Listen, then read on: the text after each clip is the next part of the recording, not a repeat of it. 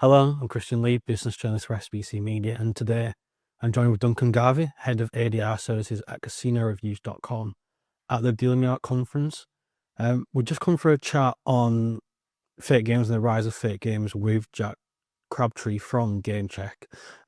How did the talk go, and what do you think were the most valuable insights from the conversation? I felt that the presentation went very well.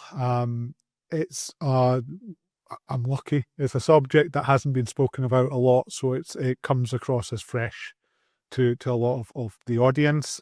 As to the key points to make, well, firstly, the presentation was intended to highlight the risk that fake games represent to the market, to all legitimate stakeholders, but primarily players who are being defrauded en masse. When we talk about fake games, we are not simply talking about an off-brand version of whatever product. No, these are fundamentally different. They're designed to look and trick the player into believing they're playing a legitimate game, but the engine behind that game is set to cheat them. So yeah, we're certainly trying to raise awareness of this risk, and we're trying to encourage discussion around the subject of what can be done to mitigate this risk. So with that, what steps can slot developers take to protect themselves from these fake game developers? I think Jack raised a really important concept, and that is verification seals. That's the first line of defense, should definitely be verification seals. If we can verify whether an operator is licensed or not with a verification seal, we can verify whether a game is legitimate or not by a verification seal. There's no reason not to do that. After that, it becomes more complicated. We're talking about enforcement action against the developers and against the sites hosting those games.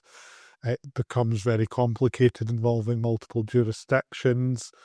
I know that there's more being done behind the scenes in terms of getting Cloudflare and other service networks to remove content that seemed to be infringing copyright.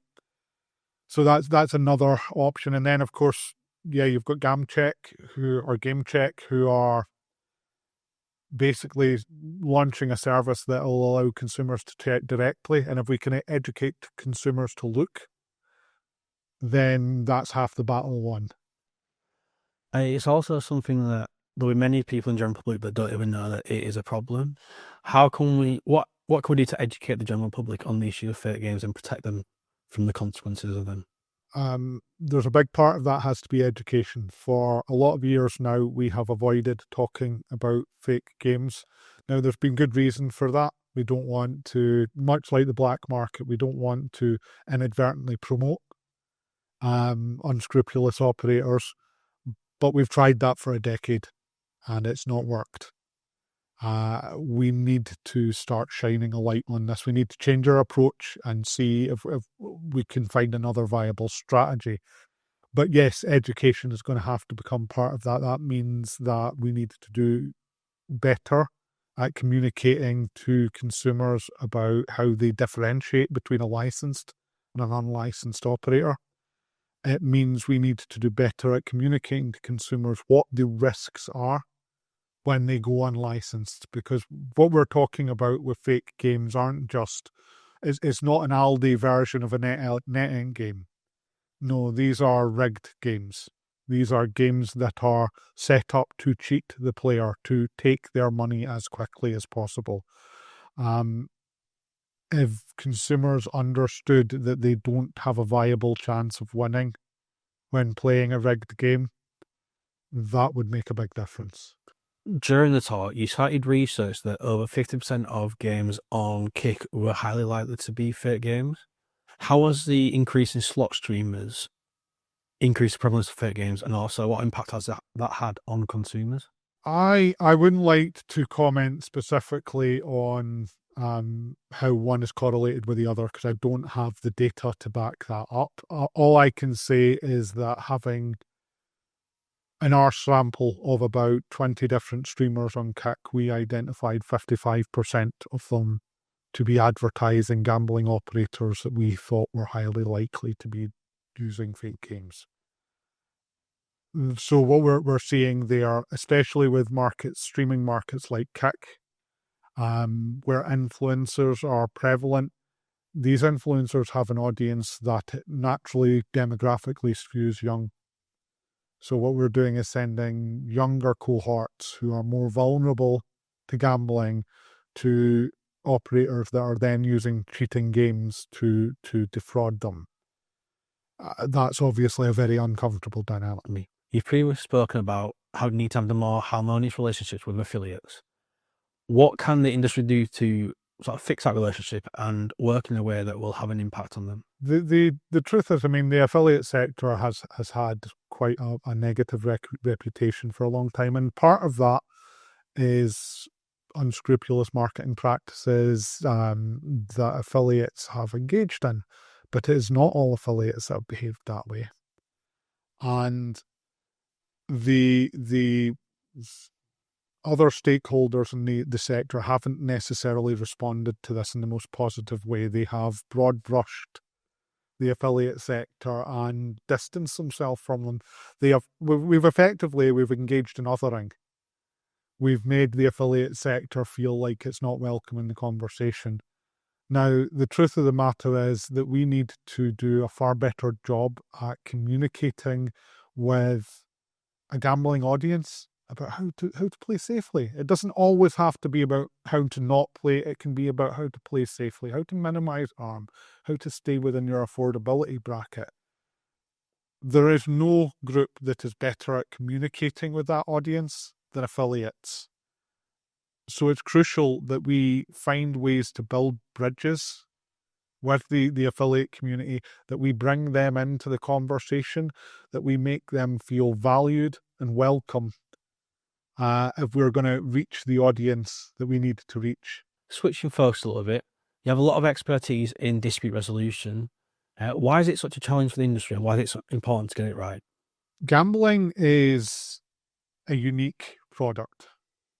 If you go to a car dealership and you buy a car and it is exactly what they advertised, it's exactly what you thought you were buying, it's very unlikely you're going to end up complaining. But gambling, you're buying a chance. So you can get exactly that chance, but end up losing and still end up unhappy and complaining. I'm setting that up to say that the gambling sector, just by the very nature of the gambling transaction, is always going to be subject to a higher level of complaints than other service industries. That's just the nature of what we do. And when we combine that with games that take huge sample sizes to actually demonstrate whether they're fair or not, it's understandable that consumers' confidence can be undermined. For those reasons, it's really, really important that we get complaint management right. That when consumers have complaints, that we are seen to address them independently and fairly. If we are going to build consumer trust in the sector, dispute mediation is where that starts. While at the conference, you're also talking in your other guise as a founder of BetBlocker about the statutory limit that's about to be implemented. What's your initial reaction to the RET levy, and how will it impact operators, both big and small? Well, the impact on operators is fairly clear. There's an increased requirement then for them to deliver funding. For the charities that were providing support under RET, I'm not as convinced that how the system is going to work is clear yet.